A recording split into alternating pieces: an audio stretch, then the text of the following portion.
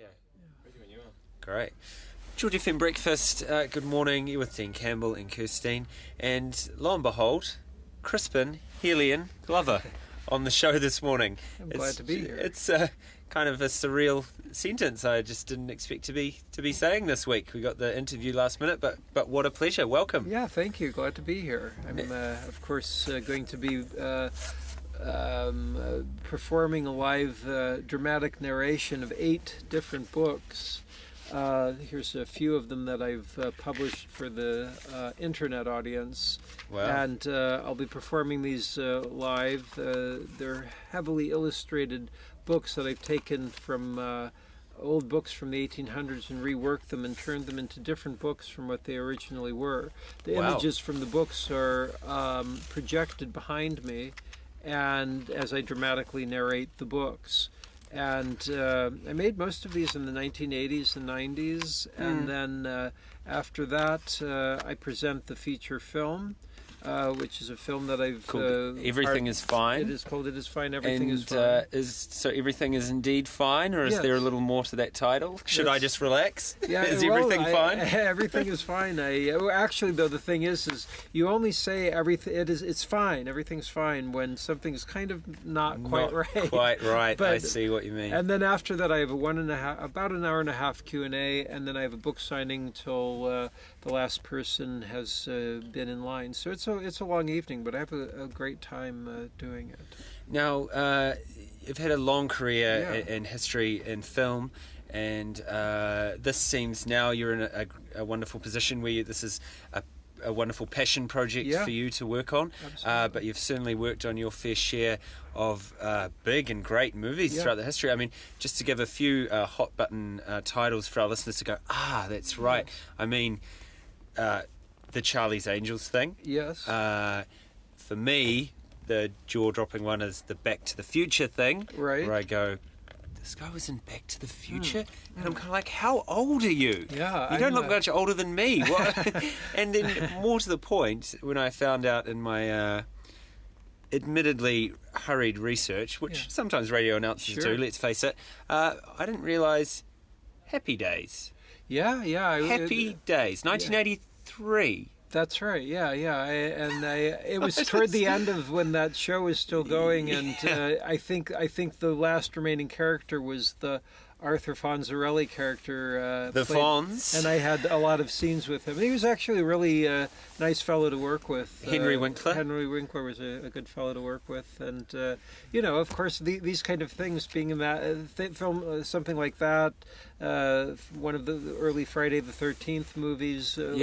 Things I look back at, and it's got a funny history, iconography from, at a certain point there's just a nostalgia of having been involved in something like that, which is actually interesting.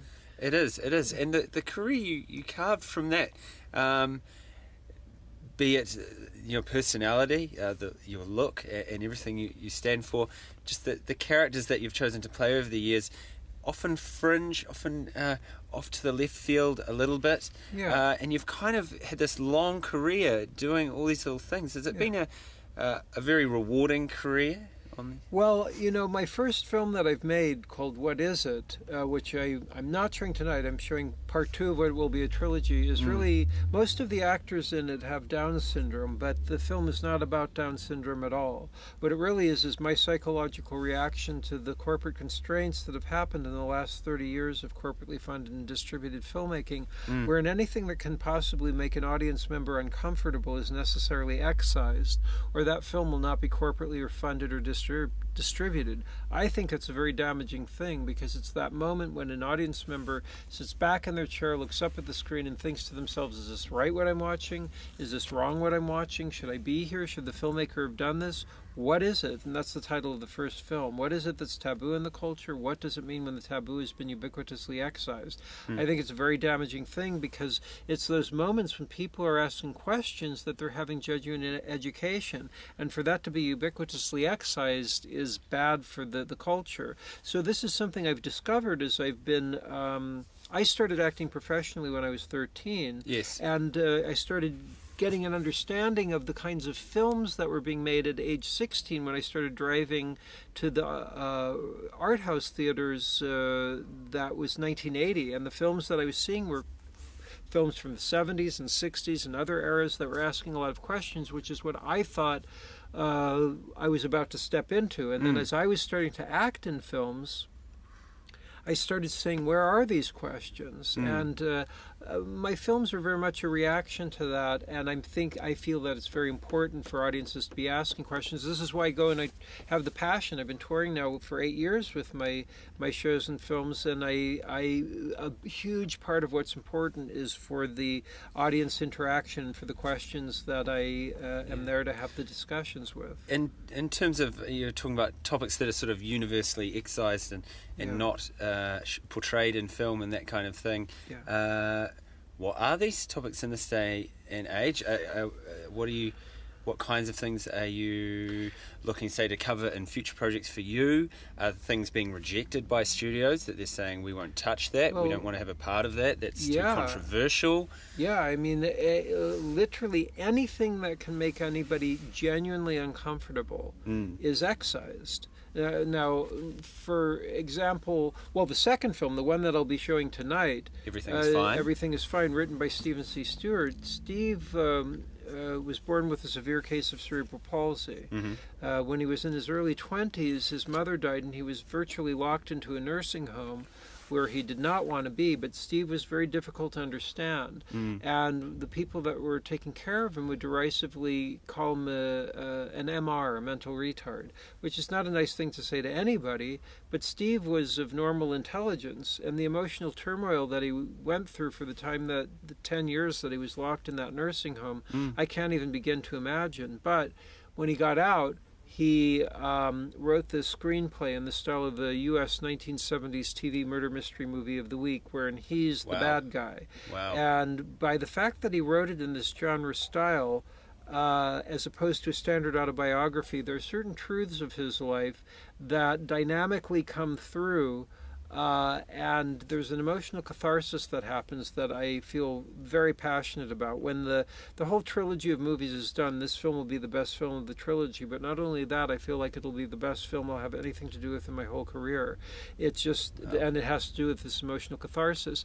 But this kind of topic, this is something that a corporately funded and distributed film wouldn't deal with. It has discomforting aspects. There are two taboo aspects. There's graphic sexuality. It has to do with a very specific mindset of this particular person who had a certain amount of rage, understandably being locked away in a nursing home for 10 years. And these are they bring up questions and thoughts, and they're provocations. And corporations don't want a thoughtful questioning culture, because at a certain point, if there's a real questioning culture, they'll start questioning the corporation's kind of ubiquitous control that really is continuing to escalate. Of course. And, corporations are a manifestation of people. And really, people should be able to help control what's beneficial for them, and it's something that's important for people to be talking about and questioning. I don't like to get overly political. My questioning is more about the artful elements, but it ends up having to do with business and politics as well. Right, Crispin Glover. I feel like I could listen and chat to you for a while, but if the interest is piqued for our listeners out there, then it's tonight at Sky City Theatre, and there's Everything is Fine, the film. There's Q&A. And my live performance and a book signing. And people can see clips of the films and even a clip of me doing some readings on CrispinGlover.com. And there's more information there as well. But I look forward to seeing everybody at the show tonight, and I appreciate you having me on. Excellent. Thank you very much, Crispin. I appreciate it.